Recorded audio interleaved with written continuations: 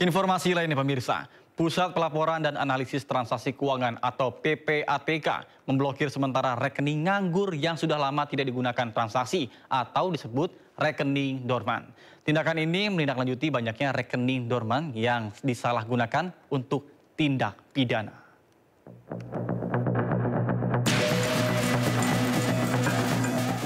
Pusat Pelaporan dan Analisis Transaksi Keuangan atau PPATK memblokir rekening dormant atau rekening yang tidak digunakan transaksi dalam kurun waktu tertentu. Hal ini dilakukan untuk melindungi masyarakat dari kejahatan online. PPATK mengungkapkan maraknya penyalahgunaan rekening dormant untuk kegiatan tindak pidana seperti pencucian uang, transaksi narkoba, dan judi online. PPATK mengungkapkan bahwa sepanjang 5 tahun terakhir menemukan banyak rekening dormant yang tanpa sepengetahuan pemiliknya digunakan untuk menampung dana hasil kejahatan. PPATK juga menemukan bahwa terdapat lebih dari 140.000 rekening dormant lebih dari 10 tahun dengan nilai dana mencapai 428 miliar rupiah. Akibat tidak dilakukan pembaruan data, rekening ini menjadi celah besar bagi pelaku kejahatan. Dan langkah apa yang dilakukan oleh PPATK ini bukanlah tanpa alasan. PPATK dalam proses analisis yang dilakukan sepanjang 5 tahun terakhir ini menemukan maraknya penggunaan rekening dorman yang tanpa diketahui atau disadari oleh pemiliknya menjadi target kejahatan. Digunakan untuk menampung dana-dana hasil tindak pidana, jual beli rekening, penretasan, penggunaan nomini sebagai rekening penampungan, transaksi narkoba, korupsi, serta pidana lainnya. Meski dilakukan pemblokiran, PPATK pastikan uang nasabah tetap aman. PPATK minta perbankan untuk segera lakukan pengkinian data nasabah agar tidak merugikan nasabah sah serta menjaga perekonomian Indonesia. Dari Jakarta, Tim Liputan iNews melaporkan. Rekening tergolong nganggur atau pasif merupakan rekening tidak menunjukkan aktivitas transaksi selama 3 hingga 12 bulan, tergantung kebijakan bank masing-masing. Kemudian pihak PPATK juga menyebut bahwa rekening yang akan dibekukan dapat berupa informasi yang ada di grafik satu ini. Pertama, rekening tabungan, baik atas nama perorangan ataupun perusahaan. Kedua, rekening giro. Ketiga, rekening dalam rupiah atau valuta asing.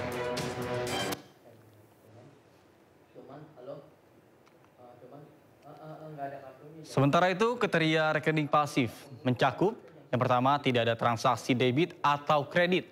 Kedua, tidak ada transfer masuk atau keluar.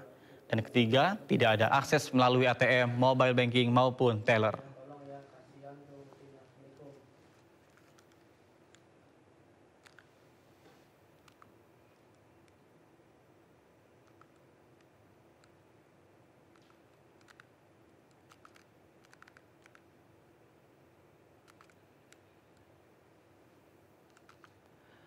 Kemudian, alasan PPATK memblokir rekening pasif atau nganggur adalah pertama, untuk menghindari atau mencegah jual beli rekening ilegal.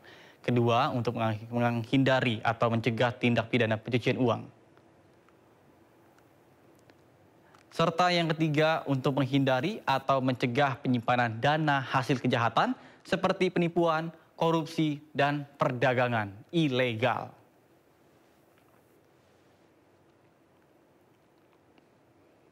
Pemirsa, Presiden Prabowo Subianto memanggil Kepala Pusat Pelaporan dan Analisis Transaksi Keuangan atau PPATK Ivan Yustia Vandana di Kompleks Istana Kepresidenan Jakarta pada Rabu petang. Dicegat awak media, apakah pemanggilan dirinya terkait dengan kegaduhan pemblokiran rekening dorman atau rekening nganggur, Ivan Yustia Vandana menolak untuk menjawab dan langsung masuk ke dalam istana. Kalau saya tidak setuju, karena kan belum tentu orang yang memiliki rekening dari satu itu akan melakukan transaksi yang kurang baik. Menurut saya itu tidak setuju sih saya. Kita sendiri juga di keluarga juga gitu, lebih dari satu sih, karena udah ada planning sendiri gitu. Satu rekening buat apa, satu rekening pun buat apa. Kalau untuk pribadi kayak kurang setuju ya, karena kurang tidak setuju karena ada orang-orang yang punya rekening simpanan itu loh, untuk cadangan itu kan bisa jadi dia 3 bulan juga gak aktif. Ini kalau misalkan dinonaktifkan oleh pemerintah kan jadi merugikan masyarakat. Jadi kasihan mereka-mereka yang punya rekening simpanan cadangan untuk tabungan tuh ketika dinonaktifkan tuh berbahaya gitu untuk kedepannya. Kalau saya sih nggak setuju ya, karena rekening itu kan selain untuk bertransaksi kan orang juga membutuhkan untuk menabung kan ya. Pasti untuk ketika orang ingin menabung dia mempunyai beberapa tabungan. Contoh hal untuk menabung untuk anak, untuk tabungan orang tua atau apapun gitu kan ya. Ketika dia dibekukan kan sayang, tabungannya nggak bisa diambil atau nggak bisa ditarik lagi. Gitu. Sebelumnya, 2 bulan lalu, 28.000 rekening bank diblokir oleh PPATK karena diduga diperjualbelikan untuk deposit judi online. Rekening dorman menjadi salah satu modus yang kerap disalahgunakan dalam tindak kejahatan keuangan.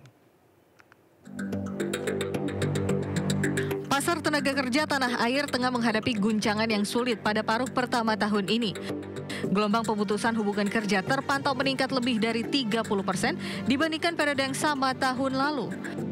Berdasarkan data Statu Data Kementerian Ketenagakerjaan, sepanjang Januari hingga Juni 2025, tercatat ada 42.385 pekerja yang mengalami PHK. Angka ini melonjak 32,19% dibandingkan periode yang sama tahun lalu, yang sebanyak 32.064 orang.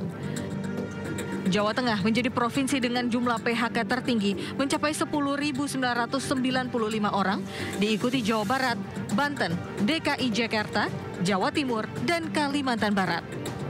Kemenaker memastikan saat ini tengah melakukan kajian untuk menelusuri penyebab meningkatnya PHK di beberapa wilayah, termasuk sektor industri yang paling terdampak.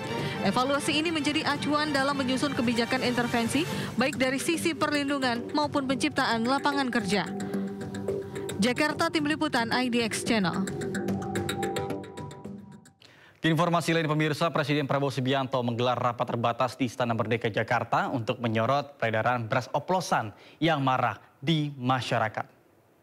Presiden Republik Indonesia, beliau rapat terbatas yang digelar di Istana Merdeka Jakarta turut dihadiri Jaksa Agung, Sanitiar Burhanuddin, Kapolri Jenderal Listio Sigit Prabowo, Menteri Pertanian Andi Amran Sulaiman hingga Kepala Badan Pengendalian Pembangunan dan Investasi Khusus Aris Marsudianto. Dalam rapat tersebut, Presiden Prabowo Subianto meminta jajaran aparat penegak hukum untuk menindaklanjuti kasus pelanggaran beras oplosan dan menindak tegas para pelaku. Dari hasil pemeriksaan 268 merek, ada 212 yang tidak sesuai standar yang ditentukan oleh pemerintah. Brokennya ada yang 30, 35, 40, bahkan ada sampai 50%. Jadi tidak sesuai standar. Ini mau oplos, mau apa saja namanya, yang terpenting tidak sesuai dengan regulasi pemerintah.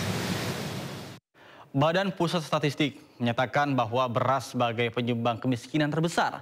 Dan berikut hasil survei yang dikeluarkan oleh BPS. Beras menjadi penyumbang kemiskinan terbesar. 21% warga Indonesia menggunakan uangnya untuk membeli beras.